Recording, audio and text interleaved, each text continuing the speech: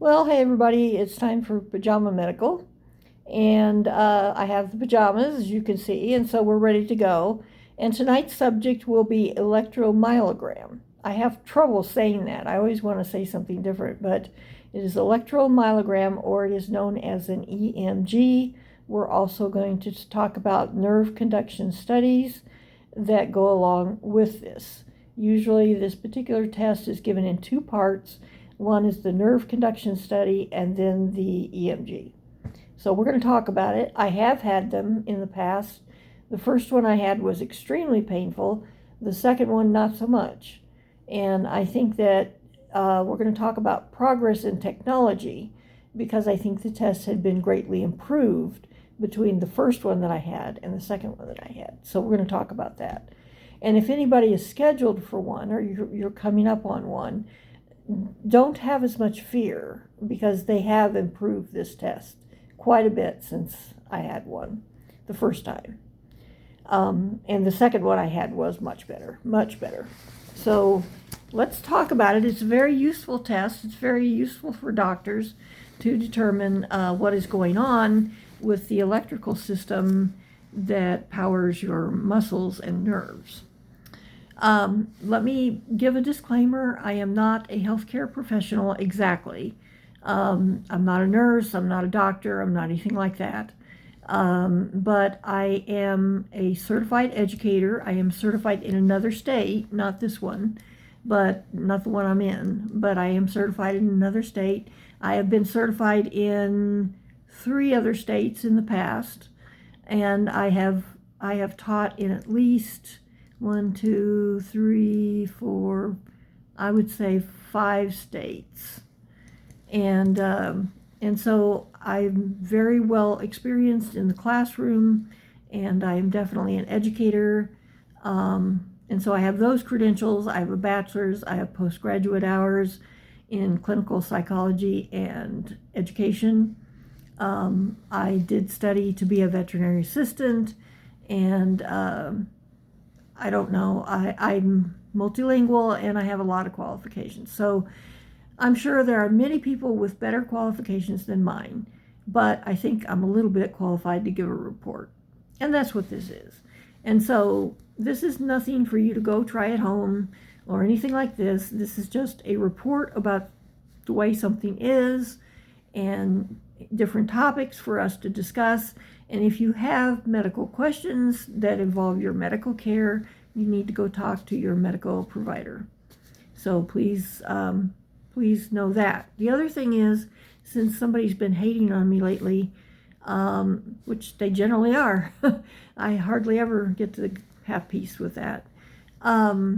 If you don't like my videos, you don't have to watch them. Thank you. So it's YouTube, and there are thousands, if not millions, of YouTube videos out there. You don't like mine, go find another. Thank you. All right, that being said, let's talk about an EMG, electromyogram. An electromyogram is a test that is given to study the nerve conduction into the muscles. Now, it's very important if someone has numbness or tingling or a malfunctioning muscle system. It's often done before carpal tunnel surgery. That's why I had it done. And actually, they discovered some more stuff, which didn't surprise me. I already knew I had the condition, but they did discover some further damage on the first one that they did. So anyway, it's usually in 2 parts. Now, if you are going into this test, you want to come with no lotions, creams, I think maybe not even soap, deodorants, things like that, depending on what part of the body they're testing. And wear loose clothing, and that's about it. I don't think there's there's no limits on your eating or anything like that. So what they're going to do is, first they're going to do a nerve conduction study. Now, this nerve conduction study is really not bad, and it gives them a lot of information. So they're going to put sticky pads on you, very much like cardiac sticky pads, and then they're going to send a little bit of electricity through those pads, and it will make a contraction in your muscles, and what it does is kind of make you twitch. It's a weird sensation. It can be kind of fun. Some people think it's kind of fun. And then basically they get feedback from this in the form of electrical currents and things that they can interpret to find out if there's normal activity or if there's an impairment or whatever. So this part of the study is pretty easy, and it's just a matter of getting some sticky pads put on you, and getting a little bit of a shock that makes you twitch a little bit. Pretty much it. Then there's the second part, and that's what we're going to talk about, is the electromyogram. So it's called an M like Mary, M like Mary, G. So EMG. And this also measures the conduction and velocity of the electrical currents that go to your muscles and the response of the muscles and how normal or abnormal that is. So with the EMG, you basically, this is like a checkup on the body's electrical and nervous system is what it is. So with an EMG, they're going to insert needles. So back in the day, about 2002, 2003, when I first had this particular test, they were some pretty hefty needles, and sometimes they had to position or replace them. And the needles themselves don't really conduct electricity, although, I don't know, they give you electric shock is what they do. And it should just be sort of like a sting or a, I don't know, maybe an ache, or it shouldn't be really seriously painful. However, mine was, the first one was. And I don't know if it's because they began to find a lot of problems with me, not just the carpal tunnel, but he said for some reason the doctor was tipped off and wanted to also test my legs. Now, I wasn't going for leg surgery, but he wanted to test them. Well, that's kind of interesting because that's where I actually have nerve damage. And when he tested them, he actually found that. So, so I found out that the old tests, like that were in 2002, they tended to do a very wide selection of the body. And now they have what they call mini mapping. And so they they much more pinpoint the area that they want to target, and then they just test that area. Well, that helps with the pain, number one. Number two, they have made much thinner needles. And so they're easier to insert. They put very smooth coatings on them, so they glide in a lot easier, and they don't have to be repositioned as much. So that also cuts down on any pain.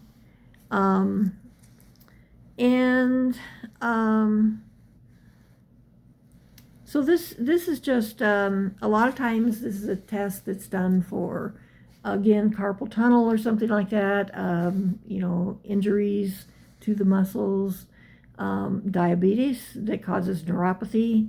A lot of times they can test for that, and various things. And my spinal stenosis did cause something that they could test on, because it has caused nerve damage in my legs, and that showed up.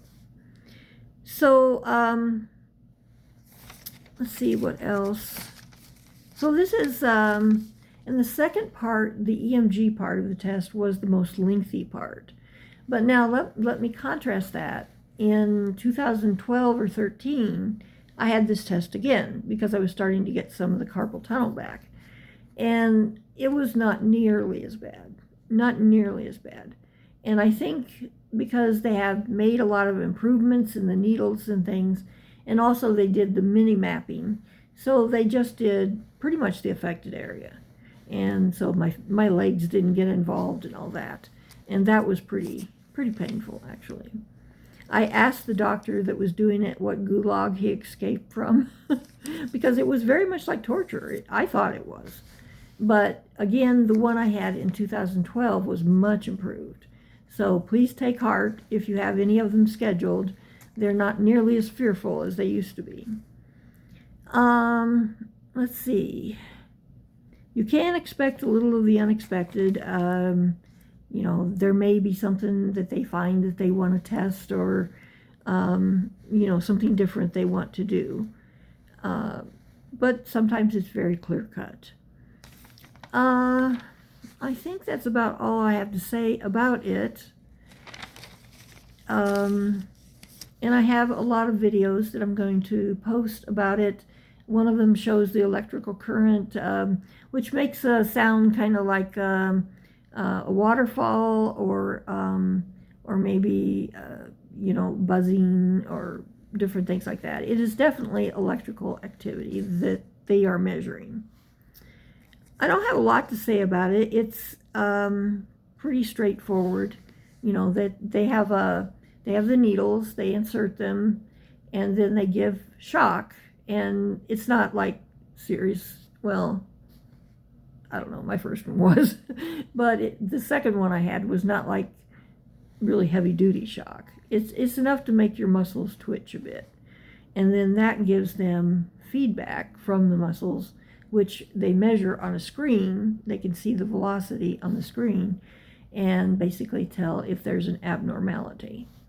It does give the doctor an awful lot of information. So it is a test that's important when they run it, because they learn a lot about what to do. So that's about all I have to say about it. The nerve conduction part of it, the beginning of it, usually isn't anything to worry about at all. Some people find it kind of fun. But the second part is a little more serious, but you know, you can get through it, definitely. And with the improvements in technology that they have made, it is a lot more tolerable than it used to be. So I think that's about all I have to say about it. I'm going to put in some videos. Please look at the videos. Some of those are short, and they explain more about it. And it was pretty straightforward. I mean, it wasn't like really complicated, but yeah, the first one was not good. And the second one, though, was much better. All right, that's about all I have to say.